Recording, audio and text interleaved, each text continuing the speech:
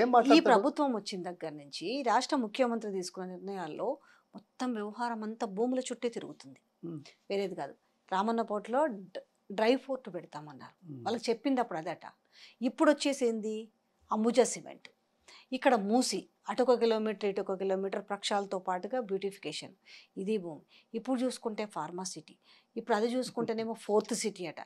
ఎవరికి ఎక్కడ అర్థం కాని ముచ్చట ఏంది అసలు ఈ లోగుట్టు అనేది అర్థమైతలేదు. లోగుట్ కాదు. ఈ మధ్యకాలంలో ముఖ్యంగా హైదరాబాద్ నగరం, కొన్ని మేజర్ పట్టణాలు, తర్వాత రాష్ట్రాల్లో మన దగ్గర మ్, వాతావరణం కానీ పెట్టుబడులకు మంచి అవకాశాలు కానీ పెరుగుతున్న నేపథ్యంలో గత 10 సంవత్సరాలలో చూసిన అభివృద్ధి, చేసిన అభివృద్ధి చూస్తున్న ఆ, జనం, ప్రపంచం దేశాలు కానీ వీళ్ళు కానీ వచ్చి ఇక్కడ పెట్టుబడులు పెట్టడానికి ఉవ్విల్లుడుతున్నాయి. అదే కాకుండా ఆ, భూముల ధరలు పెరుగుతున్నాయి అనేది తెలుసు. భూముల ధరలు ఎప్పటి నుంచి పెరుగుతున్నాయి? ప్రభుత్వాలు ఇరిగేషన్ ప్రాజెక్టులు కట్టడం వల్ల మనం భూసేకరణ చేస్తే ఏదో కొద్దిగా చిన్నపాటి వాళ్ళకు కొద్దిగా అమూలమైనాయి, పెద్దగా ఉన్న వాళ్ళు కొంత అమ్మి మిగతా ఆ డబ్బులతోటి వెంటనే ఎక్కువ డబ్బు వస్తుంది కాబట్టి 300 400 వస్తున్నది కాబట్టి మళ్ళీ ల్యాండ్లు కొంటున్నారు, అర్బన్లో కానీ అక్కడ కానీ. ఇవాళ గ్రామాలలో రేట్లు ఎందుకు పెరిగినాయి? ఇప్పుడు హైదరాబాద్లో రేట్లు ఎందుకు పెరిగినాయి? మీ ఎస్ఎఫ్టీకి ఎంత ఉంది ఇక్కడ, ఇంతకుముందు ఎక్కడ ఉంది? అంటే ఏమన్నట్టు, డబ్బులు దోచుకోవడానికి, దోచుకున్న డబ్బులతో రాజకీయాలు చేయడానికి భవిష్యత్తులో భూముల మీదనే పడతారు. మూసి ఇటు కిలోమీటర్లు అటు కిలోమీటర్లు అదే ఏమంటారు. తర్వాత ఫార్మా 13,000 నుంచి 14,000 ఎకరాలు ఆల్రెడీ కేసీఆర్ ప్రభుత్వం సేకరించి ఉండగా లేదు. ఒక్క నిమిషం, మరి అక్కడ ఏదో పెడతామనుకుంటే అది ఖాళీగా ఉంటామని చెప్తారా? మీరు బాగున్నారమ్మా? వీళ్ళు పెట్టేది కాదు, మేము అక్కడ ఇంకోటి పెడతామంటేనే కదా మళ్ళీ కొత్తగా తీసుకునేది. ఈ ఇప్పుడున్న ఏ ఊరు ఇది? ఇది లగచర్ల. లఘుచర్ల.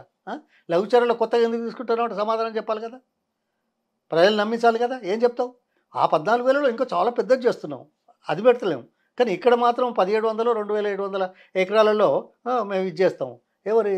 పేద ప్రజలు, అణగారిన వర్గాలు, ఆ అదృష్టం నోచుకొని వాళ్ళు ఇంకా సమాజంలో తలెత్తుకొని తిరగడానికి, ఆర్థికంగా ముందుకు రావడానికి సమయం పడుతున్న నేపథ్యంలో వాళ్ళ నోళ్ళు కొట్టి, వాళ్ళ కొంపలు కూల్చి, వాళ్ళ భూములు లాక్కొని చేసేటప్పుడు కన్విన్స్ చేయాల్సిన బాధ్యత కాదా? వాళ్లకు ప్రత్యామ్నాయంగా మేము చేస్తామనే ధైర్యాన్ని కల్పించాల్సిన మానవతా దృక్పథంతో పనిచేసే ప్రభుత్వం ఇది.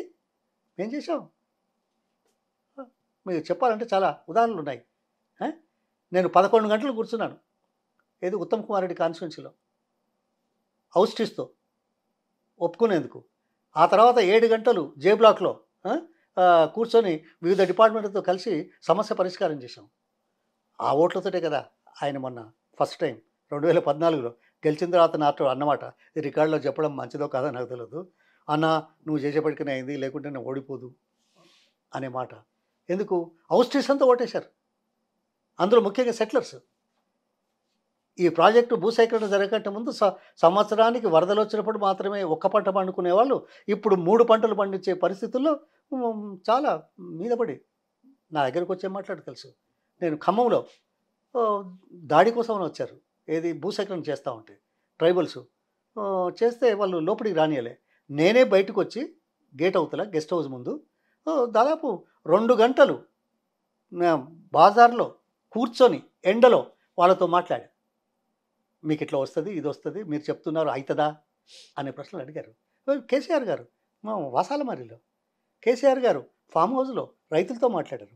ఇవాళ డెస్టినేషన్ ఇవన్నీ మంచిగా చేయకపోతే మొత్తం సిద్దిపేట జిల్లాలో ఒక్కటి తప్ప, అది కూడా నా నియోజకవర్గం వచ్చింది, మద్దూరు అని ఉంది, అది సిద్దిపేటకు వచ్చింది.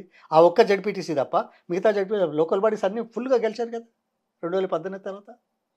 2018లో ఈ ఊళ్ళలో మెజారిటీ వచ్చింది కదా, ఆమోదించినట్టే కదా.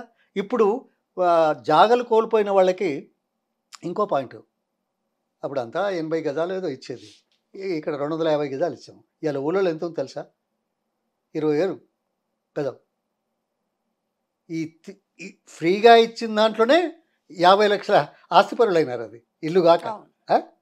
అంటే వాళ్ళని కన్విన్స్ చేయాలి, ఒప్పించాలా. మంచి పని కోసం చేసే తాపత్రయం ఏదైనా ప్రజలను ఇబ్బంది పెట్టకుండా మంచిది అని మీకు లాభం అవుతుంది శాశ్వతంగా అని దీనివల్ల మిగతా గ్రామస్తులు కూడా లాభపడ్డారు కదా. ఉమ్, అందుకే ఆ పార్టీకి అంత మద్దతు ఇచ్చారు 2018లో. అంతే కదా.